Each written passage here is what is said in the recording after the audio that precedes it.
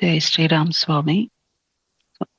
121 సర్గ 54వ శ్లోకం. స్వామి: ఓ రామ, చిత్తమొక స్థానము నుండి మరొక స్థానమునకు జనునప్పుడు ఆ రెంటి మధ్యను గల చిత్తము యొక్క జడరహితమగు శుద్ధ స్వరూపమేదియో అదియే చైతన్యము. ఎల్లప్పుడూ నీ వట్టి శుద్ధ చైతన్య స్వరూపుడవై ఉండుము. ఇది అర్థమవుతుంది స్వామి. ఉమ్, ఆ ఆ అనుభవము ఎట్లా తెలుసుకోవచ్చు స్వామి? ఎట్లా అనుభవానికి అందుతుంది? దానికి ఏదైనా ప్రక్రియ కానీ ఏమైనా ఉందా అని హ్మ్. తెలుసుకుంటాను. దేశాద్దేశం గతే చిత్తే మధ్యే యచ్చేతసో వపుః అజాడ్య సంవిన్మరణం తన్మయో భవ సర్వదా. ఇది శ్లోకం. సో ఇప్పుడు నీవు అడిగింది ఏమిటంటే ఆ అనుభవం నాకు ఎలా కలుగుతుంది అని అడుగుతున్నావు. స్వామి, ఇప్పుడు నీకున్న అనుభవం ఏమిటి అంటే, నేను వసుంధరని, ఉమ్, ఇదిగో వీరందరూ నా వారు, ఈయన నా గురువు, ఇది నా జీవన విధానం, ఇది భూమి, ఇది ఆకాశం, ఇవి కొండలు, ఇవి నదులు, ఇది నీ యొక్క అనుభవం. అంతే స్వామి. అంతే కదా. అవును స్వామి. అవును స్వామి. అయితే ఇప్పుడు చెప్పుకుంటున్నట్లుగా ఇక్కడ దేశాద్దేశం గతే చిత్తే అన్న మాట దగ్గర ఇప్పుడు కొండలు అన్నప్పుడు కొండలు గుర్తొస్తాయి, నదులు అన్నప్పుడు ఉమ్, నువ్వు చూసిన నదీ స్వరూపాలు గుర్తుకొస్తాయి. ఉమ్, అలానే నానా సంబంధాలతో ఉండే ఈ మనుషులు వాళ్ళ పేర్లు చెప్పేటప్పుడు వాళ్లే గుర్తొస్తారు. స్వామి. ఈ మనుషులు మనిషికి తోటి నీకుండే సంబంధాల వల్ల నీకు మిత్రుల గురించి, నీతోటి చాలా చక్కగా బిహేవ్ చేసే వాళ్ళ గురించి, ప్రవర్తించే వాళ్ళ గురించి నువ్వు తలుచుకున్నప్పుడు నీకు ఒక సంతోష భావం కలుగుతుంది. అలా కాకుండా ఉమ్, నీతోటి సరిగా ప్రవర్తించిన వాళ్ళ గుర్తు రాగానే మనసులో నీకు ఒక అసౌకర్యం కలుగుతుంది, మనసులో అసంతృప్తి. ఇది స్వామి. అందరికీ అనుభవంలోకి వచ్చేదే, ఎవరికైనా సరే, ఉమ్, ఎక్కడైనా. ఈ అనుభవాలు ఏవైతే ఉన్నాయో, నానా విధాలైన అనుభవాలు, ఇది ఒక్కొక్క దేశంగా గుర్తించు, ఒక్కో నిర్దేశంగా గుర్తించు. నీ ఇద్దరు పిల్లల్లో పెద్ద పాపని స్మరించేటప్పుడు చిన్న పాప గుర్తురాదు, చిన్న పాపను స్మరించేటప్పుడు పెద్ద పాప గుర్తురాదు. నువ్వు ఒకసారి ఒక్క విషయాన్ని మాత్రమే దర్శించగలవు, ఉమ్, ఎవరైనా సరే. అంతే కదా. అవును స్వామి.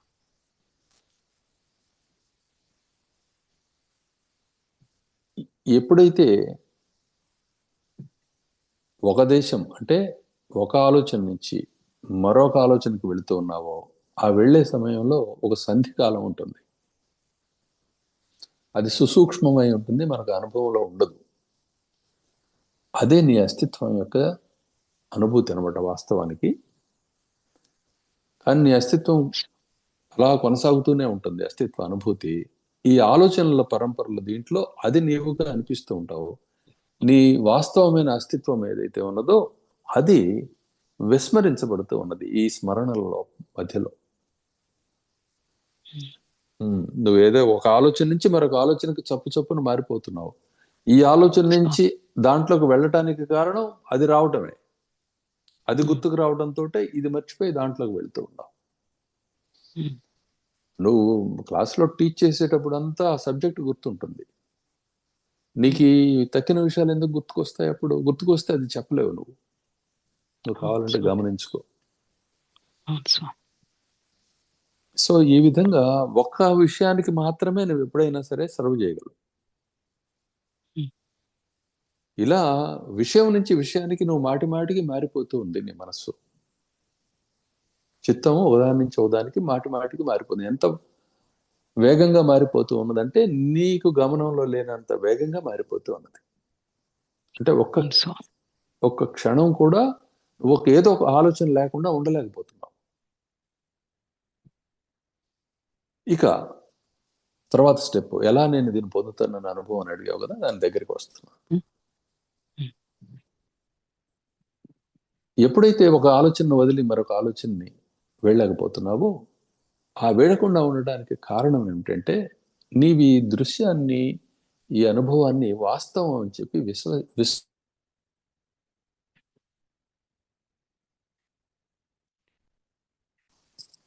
ఈ అనుభవం ఏమో ఆగటం లేదు, విశ్వాసం ఆగటానికి, దాని వాస్తవం ఏమిటో తెలియటానికి. అప్పుడు కలుగుతున్న అనుభవం యొక్క సారం ఏమిటని చెప్పి విచారణలోకి వెళ్ళాలి. అదే ఇప్పుడు మనం చేస్తున్నది సత్సంగం. అంటే ఇది వాస్తవమా కాదా, వాస్తవం అంటే ఏమిటి, అవాస్తవం అంటే ఏమిటి, నేనెవరు, దేవుడెవరు, ఈ ఆరాధనలు ఏమిటి, ఈ జన్మలేమిటి, ఈ బాల్యం, యవనం, వృద్ధాప్యం, మరణం ఏమిటి, ఇవన్నీ, ఈ రోగము, అరోగము ఏమిటి, ఇవన్నీ అనే విచారణ మొదలై క్రమక్రమంగా దాని మూల స్వరూపంలోకి నువ్వు వెళ్ళటంతో నీకు కనపడేదంతా కూడా ఎన్ని ఆలోచనల రూపంలో కనపడుతున్నా అది నాస్తికత, ఆస్తికత, నావారు, పరవారు, అదేవిధంగా మనకి పనికి వచ్చేది, పనికిరానిది, హానికరమైనది, ప్రయోజనకరమైనది ఇత్యాది ఆలోచనలు అన్నీ కూడా మనోమాత్రాలే తప్ప, నేను చూస్తే నా దృష్టిని అనుసరించి ఇవన్నీ అనుభవానికి వస్తున్నాయి తప్ప, వాస్తవానికి నా మనసు తప్ప అన్యమైంది ఏమీ లేదు అనే విషయం నీకు బోధపడుతుంది. ఎప్పుడు బోధపడిందో అప్పుడు దేశం అనే మాట నుంచి కూడా దాటిపోయి, దేశమునందున్న దేశం నుంచి మరొక దేశానికి వెళ్ళి ఆ దేశంలో స్థిరపడ్డా, అంటే ఒక ఆలోచన నుంచి మరొక ఆలోచనలోకి వెళ్ళినా, ఒక ప్రాంతం నుంచి మరొక ప్రాంతంలోకి వెళ్ళినా, ఈ ప్రాంతాలకి దేంట్లోకి వెళ్లకుండా ఉన్నా ఆ స్థితియే నీకు అన్నిటి యందు కూడా అనుభవానికి రావటం మొదలు పెడుతుంది. ఎప్పుడు ఒకసారి ఆ స్పార్క్, ఆ మెరుపు మెరిసిందో ఇక అది పోదు. పేరుకు మెరుపు అంటాం, చటుక్కుని వచ్చింది కాబట్టి, అంతే తప్ప మెరుపు పోతుంది, ఇది పోయేది కాదు. ఈ స్పృహ ఇక పోదనమాట. ఇది ఎప్పుడు జరుగుతుంది అంటే, నీవు ఇప్పుడు ఏదైతే అనుభవిస్తున్నావో దాని యందు నువ్వు విశ్వాసం కలిగి ఉన్నావు, ఆసక్తి కలిగి ఉన్నావు. విశ్వాసం వల్ల ఆసక్తి మెండవుతూ ఉన్నది, అనుభవం వల్ల ఆసక్తి మెండవుతూ ఉన్నది, దాని నుంచి విడిపోలేకుండా ఉన్నావు. కాబట్టి ఆ పరమజ్ఞానాన్ని ఈ మనం చేసే ఈ సాధన ద్వారా నువ్వు ఎప్పుడైతే పొందగలిగావో, కనపడుతున్న దృశ్యం అంతా మనసు తప్ప అన్యమైందేమీ కాదు, మనసు నా మహిమ తప్ప అన్యమైందేమీ కాదు, నేను తప్ప అన్యమైంది ఏమీ లేదు, ఇదే కదా గురుబోధ అనే విషయాన్ని ఎప్పుడైతే స్మరిస్తావో, ఎప్పుడైతే నీకు స్థిరం అవుతుందో, అప్పుడు ఆ అనుభవం శాశ్వతం అవుతుంది. ఇప్పుడు పొందడం లేదా అంటే నీ ఆలోచన రూపంలో అదే అనుభవాన్ని పొందుతున్నావు, కానీ ఇక్కడ అనేకత్వాన్ని దర్శిస్తున్నావు. సంఖ్య ఉన్నది, సంఖ్య ఉన్న చోట యుద్ధం ఉంటుంది. సంఖ్య అంటే యుద్ధం అని కూడా ఒక అర్థం. అర్థమైందా? కొట్టుకోవాలంటే ఎంతమంది కావాలి, ఎంతమంది కావాలి పోరుకి? ఒక్క తోడు చాలు కొట్టుకోవటానికి, అంతే కదా. సో ఒకటైతే అంకె అంటాం, రెండైతే అనేకమైతే అంకెలు, సంఖ్యలు, అంతే కదా. సో సంఖ్యయే యుద్ధం. ఆ యుద్ధం అణిగిపోతుంది. సర్వం ఇప్పుడు నీకు టీవీ తెర మీదనో స్క్రీన్ మీద, సినిమా స్క్రీన్ మీద నీకు కనపడే బొమ్మల గురించి అనుభవ కాలంలో మాత్రం ఆ ఎమోషన్స్ అన్నిటినీ నువ్వు ఫీల్ అవుతున్నావు, కానీ నిజానికి దాని యందు విశ్వాసం లేదుగా. అక్కడ వస్తువులు ఏదన్నా తెచ్చుకుందామని కానీ, లేకపోతే వాటితోటి ఏదైనా సంబంధ బాంధవ్యాలు పెట్టుకుందామని కానీ ఆలోచన నీకు లేదు కదా. లేదు స్వామి. కానీ నీ మనసులో మాత్రం ఆ దృశ్యాలు, హృదయమైన దృశ్యాలు నాటుకుంటాయి, వాటిల్లో నీ మనసు విహరిస్తూ ఉంటుంది. అటువంటి ప్రదేశానికి నేను కూడా వెళ్ళాలి, ఒకసారి నేను కూడా చూడాలి నయాగరా జలపాతం, ఒకసారి హిమాలయస్ నేను కూడా చూడాలి, అక్కడ మంచులోకి వెళితే ఎలా ఉంటుందో, ఇవన్నీ ఒక మనసు పొరల్లో, ఒక పొరలోకి ఇంకో పొర, ఇంకో పొరలోకి ఇంకో పొర, అలా వాటిని తీసుకొని చీల్చుకుంటూ చొచ్చుకుంటూ పోవటం అనమాట. నీ అందే వీటన్నిటిని సృష్టించడం, చూడటం, చూసిన దాన్ని గుర్తుపెట్టుకోవటం, చూడకముందు ఆసక్తి కలిగి ఉండటం, ఏమిటని చెప్పి వెతకటం, అలా మొదలైన ఈ ప్రయాణం అంతు పొంతు లేకుండా సాగిపోతూ ఉన్నది. అది ఒక్క నిమిషం నింపాదిగా మిగతా వాటిని ప్రక్కన పెట్టి ఇలా ఉదయం పూట మనం ఎలా అయితే కలిసి కూర్చొని విచారణ చేస్తున్నామో, ఈ విచారణలోకి ఎప్పుడైతే నువ్వు వెళ్ళావో, క్రమంగా ఆ విచారణ సిద్ధి వహించిందో, అంటే ఉన్నది ఉన్నట్లు చూడటం అనేది అలవాటు చేసుకుందో, అప్పుడు నీకు ఆసక్తి అనాసక్తులకు అతీతమైన కైవల్య స్థితి అనేది అనుభవానికి రావటం మొదలవుతుంది. అదే ముక్తి, అదే అనుభవం. నువ్వు కోరుతున్న అనుభవం అదే. ఇక్కడ వశిష్ఠ భగవానుడు ప్రతిపాదిస్తూ ఉన్న చెబుతూ ఉన్న అనుభవం కూడా అదే. అజాడ్య సంవిన్మరణం. అజాడ్యం అంటే ఏమిటి? జాడ్యత్వ, జడస్థితి లేనిది, అజ్ఞానం లేనిది. జాడ్యం అంటే అజ్ఞానం. ఎలా ఉంది జాడ్యము? జడత్వము అంటే ఏమిటి? కదలకుండా ఉండటం కదా. మీరు చెబుతారు కదా ఇనర్ట్ గ్యాసెస్, ఇనర్ట్ థింగ్స్ అని చెప్పి. ఏంటి వాటి ఇనర్ట్ అని ఎందుకు అంటున్నాం? అవి రియాక్ట్ కావు కాబట్టి ఇనర్ట్ అంటున్నారు. అంతే కదా? అంతేనా? మీ కెమిస్ట్రీ దీని ప్రకారం. సో అదే జడత్వం. ఈ జడత్వం ఎలా ఉంది? నీ ఆలోచనలోనే ఉంది. భూమి కదలకుండా ఉంటుంది, దాని మీద నేను పనులు చేసుకుంటాను. పీట నాకు స్థిరంగా, నాకు ఒక ఆసనం లాగా కదలకుండా ఉంచుతుంది నన్ను, దాని మీద కూర్చొని నేను పనులు చేసుకుంటాను. అంటే పీటని కల్పించింది నువ్వే, పనిని కల్పించింది నువ్వే, చలనాన్ని కల్పించింది నువ్వే, స్థిరత్వం, దానికి ఆధారంగా స్థిరత్వాన్ని కల్పించింది నీ మనసే. ఇవన్నీ నీ మనసులోనే ఉన్నాయి. వాటిని నువ్వు ఆశ్రయించి నువ్వు అందులో మునిగిపోతూ ఉన్నావు.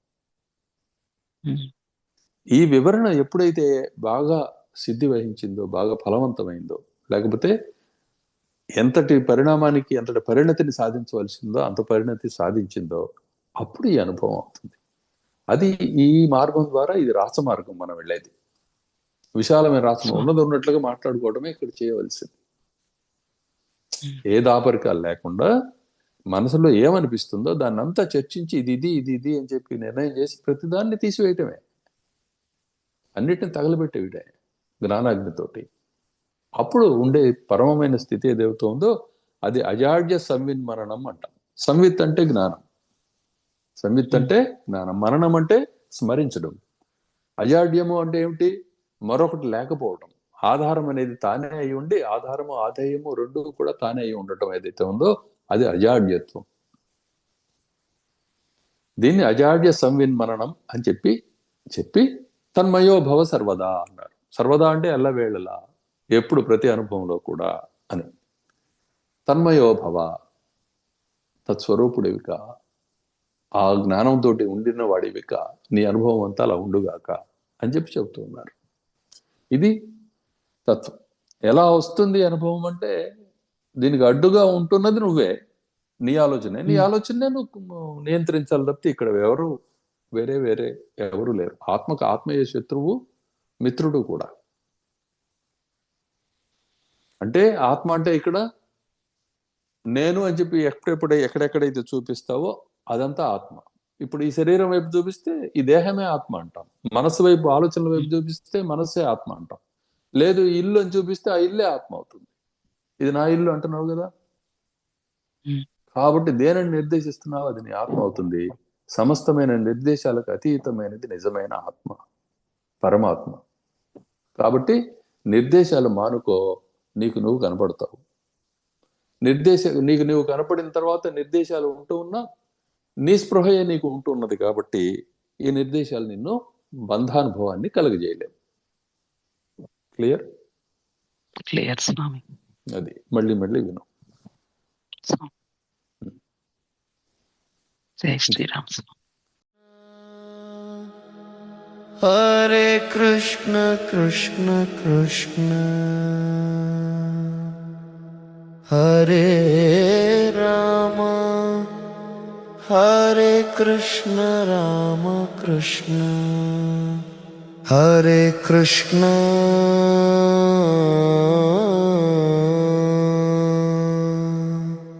హరే రామ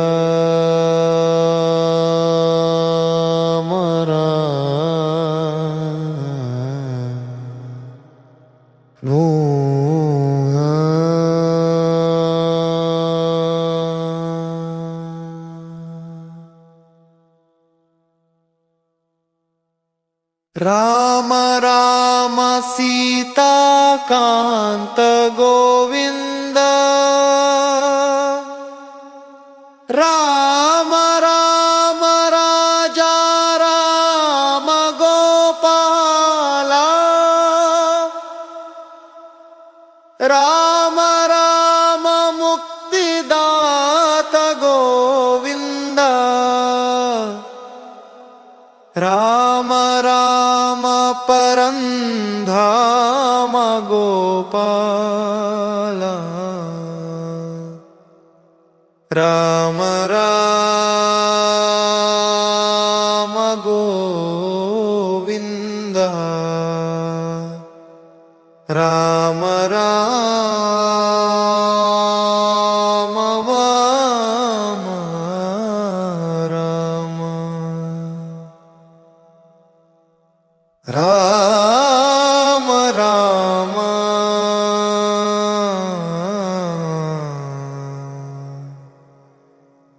హరే రామ రామ రామ